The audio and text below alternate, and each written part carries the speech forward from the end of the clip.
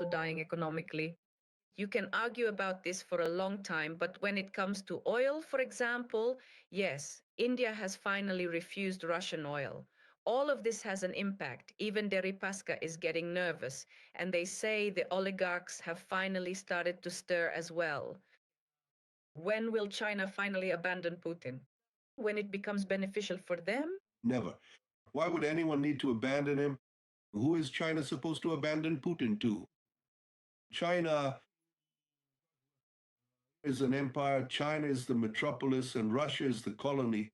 Why would they give up their own colony along with their own satrap? He is China's satrap, an agent of China's influence who does everything China commands.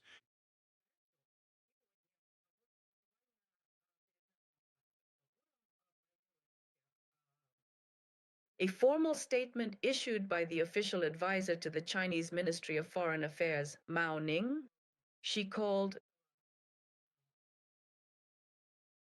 Actually, I just forgot exactly how to translate it right now. She called for respecting the sovereignty and independence of all countries, including Ukraine. We would like to remind you that as of now, it still hasn't happened. The war has not been called a war. In Ukraine, it was called a crisis. She once again reminded that China's position on the crisis in Ukraine is very clear. From the very first day of the crisis, China has persistently promoted peace, encouraged negotiations, and insisted on a political resolution to the crisis. China's objective and impartial position and the efforts it has made are obvious to everyone, said Mao Ning in response to a question about whether this also applies to Ukraine. China's call to respect the sovereignty of all countries after the events in Venezuela. How would you comment on this? So I'm commenting on something. The main thing is China's art is the art of deception. The most revered art in China is the art of deception. Commenting on the Chinese only makes things worse. They can say completely opposite things in 5 minutes, or sometimes even faster, just like in Sichuan opera. Remember how they changed masks there? In a split second. There, the red mask is the good guy, the white mask is already the villain. 1 second. So, how does China in general perceive Ukraine? How does it perceive the Baltics? How does it actually perceive Uzbekistan, Tajikistan, and Russia? Does it view them collectively as the former USSR? And for some reason, many so called analysts absolutely do not understand this. For them, there is no Ukraine and no Russia either. For them, there is only the USSR. And the USSR is done, it's deflated. And of course, the successor to the USSR is China.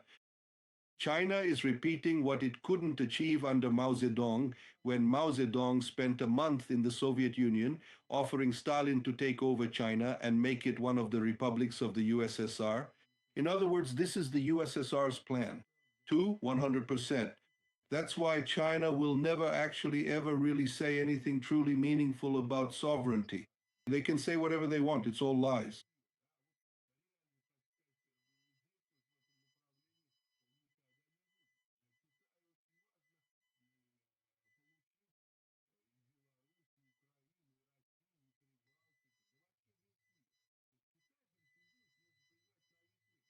In different ways, they are physically claiming yes to absorb others into themselves. And the rest of the world is supposed to become a technological colony of China. So, for example, imagine that right now some country like Burkina Faso receives surveillance technology for its population from China. This isn't hypothetical, this is actually happening. That is, China installs cameras, microphones, and computer systems that monitor everything. In other words, Big Brother is watching you. Who will maintain it? Who will be responsible for making changes and upgrading this system in the future? China. So if right now in Burkina Faso there's a guy who has taken power completely illegally and calls himself president and is being embraced by Putin and Xi Jinping, he could lose that power if it becomes unprofitable for China. In other words, someone else could come to power. How can he govern his people? Through cyber surveillance, through cyber tyranny. Who is carrying out this cyber tyranny? China. So the situation is actually very simple. China provides the means to control the people. These are the specialists who set everything up, who pull the strings while he just sits there nominally as the boss, the dictator. And China doesn't care at all. They don't care even if he eats people, as is customary in some parts of Africa. It means nothing to them. The main thing is that he works in China's interests. If he does something wrong, they'll instantly replace him with someone else nearby. There isn't just one person in the ruling elite there. And that's why he won't be able to get rid of them. It's not just the ruling elite, it's the entire ruling class. They won't be able to break free from China. They've all already become, so to speak, complete satraps of China. Even if they try to break free, China might not even have to do anything. They'll simply lose their means of controlling the people. The people will rise up and put someone else in power, and that person will continue working with China again. This idea of technological colonialism spreads very effectively across the world through technology. But Russia and the former USSR countries are somewhat different. Yes, it's kind of a legitimate freeze by China. If anyone thinks, I especially like this one, that China will take the Far East. But why would China do this? Why take just the Far East if it can take everything? What nonsense. That's the Chinese strategy. If you can take everything, don't just take a part. It's just nonsense. Imagine if China takes the Far East, purely hypothetically. Of course, that won't happen, but hypothetically, they take the Far East. Tomorrow, Putin is overthrown and Maltsev takes power. In a few years, Russia becomes a superpower with the most powerful weapons. So what? China will have to fight Russia for the Far East? Why would they? They'd rather take all of Russia. Someone like Maltsev would never become a leader there. All right. So, what about Taiwan then? Your prediction. Taiwan is, so to speak, in essence, in fact, an eternal ploy, essentially a Chinese one. People living in Taiwan are Chinese. You have to understand that. And China sees Taiwan as part of China. No matter what they say, the pilots who meet and curse each other out, you're a traitor, you're this and that. In reality, it's all complete nonsense. It's just, you can easily fool the Americans, the Japanese. The Chinese are cunning in this regard. So for China to take back Taiwan, well, just look, simply, let's say the Taiwanese army and the Chinese army. It's like night and day, isn't it? Here, you don't even need to do anything at all. Basically, just come over, come and take it. And half of Taiwan, by the way, would actually be happy and glad to become part of China. But China doesn't need it right now. China needs to shout, hold me back, seven of you, we're going to seize Taiwan. And everyone comes running. Take a look at just how many interesting and important agreements China has made with the United States and with everyone else, all based on the promise not to touch Taiwan. Well, just imagine you could simply promise not to touch your left hand. And for that, they'll keep giving you something. Well, that's great. Why not? So people are they don't quite get how the Chinese operate and, in fact, how China itself works. The fact that Taiwan was considered an enemy during the times of both Chiang Kai-shek and Mao Zedong, well, those days are now long gone. There isn't a single person left from that distant era. Today, China fully and openly interacts with Taiwan. The economies are intertwined. In fact, there is no separate economy. Taiwan's economy is, in fact, considered to be the economy of China, or more specifically, of what is often referred to as Greater China. Yes, and in fact, if China had truly wanted to, it could have, a long time ago, signed the same kind of agreement with Taiwan as it did with Hong Kong. There are one country, those, oh Lord, how was it in Hong Kong again? Two systems, right? One country, two systems. Well, is it really two systems in Hong Kong now? It's one Chinese system. The so-called Communist Party is in control of the government. So China doesn't really have to keep its word. They understand this perfectly well. Even the things they've signed, they've never actually followed through on. But right now, at this time, they're particularly focused on Taiwan in terms of what can be not stirring up trouble in the East, but attacking in the West. That's also a Chinese stratagem to make noise in the East and attack in the West. Well, attack is relative because China doesn't want war.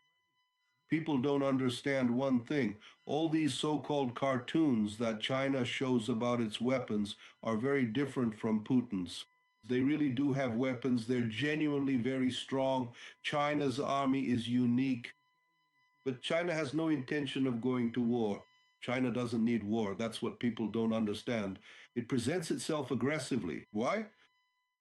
In order to get perks, to be feared, and so that no one accidentally starts a war with it. 10 years of peace and China will rule the whole world. The only thing that can stop China is war. And that's why China has to show its aggressiveness, so that under no circumstances could any country, even a small one like Vietnam, potentially bring down China. China's idea of world domination, so it absolutely doesn't need this. In other words, it doesn't want to take risks. Here, aside from the 36 stratagems that everyone knows, there are two more that no one knows about. But they exist, and the Chinese know them. This is the zero stratagem, the one Sun Tzu talked about. To win without fighting. And that's the main thing. When people go on about the art of war and so on, it's really just for show. They travel around. Why? Because they don't want to fight. They don't need war. They conquer the whole world without war. They are actually much more effective in practice without war. And what can stop them? Only war. If there is a war, that's it. Their entire highly efficient and productive economy, as well as all of their advanced technological colonialism, all their cyber tyranny will immediately collapse. And they will cease to be in that exceptional position they are in now. That's why if the Americans want to defeat China, not defeat, but stop it so that it doesn't just devour them sooner or later, America needs a war, but not with America itself. They need to kill with someone else's knife, act through someone else's hands. There were people there who were a bit smarter, not like 7-year-olds in power. They would have long ago helped the partisans in Russia who would have seized power and who would have arranged such a rock and roll for China that China would have no time for world domination. But in America, it's a completely different story. There, it's all about money and golf. And by the way, that's an objective fact. No matter who comes to power there and the other presidents, they're all from the same basket, like Reagan used to say. In other words, they don't understand how the world works. They don't understand where the world is heading. But China understands this. And here's the paradox. You know what it is? It's that China knows that besides this zero-sum game, and besides the 36 stratagems, there's a secret, the 37th one. And what is it about? It's that when a leader starts to die out and fade away, he must strike before he coincides with the rise of a new leader. That is, as long as the United States is militarily stronger than China, as long as they haven't met at this point and become equals, as long as they are stronger, in order to win, they must strike. This is the essence of the 37 strategy. The Chinese knew this, but Trump does not. But they are afraid that hypothetically someone might figure it out, someone who comes after Trump. And that's why all issues need to be resolved. No? In other words, to make America great again. Only in quotation marks. Right now, while Trump is in power, the issue of military confrontation with China is not on the table.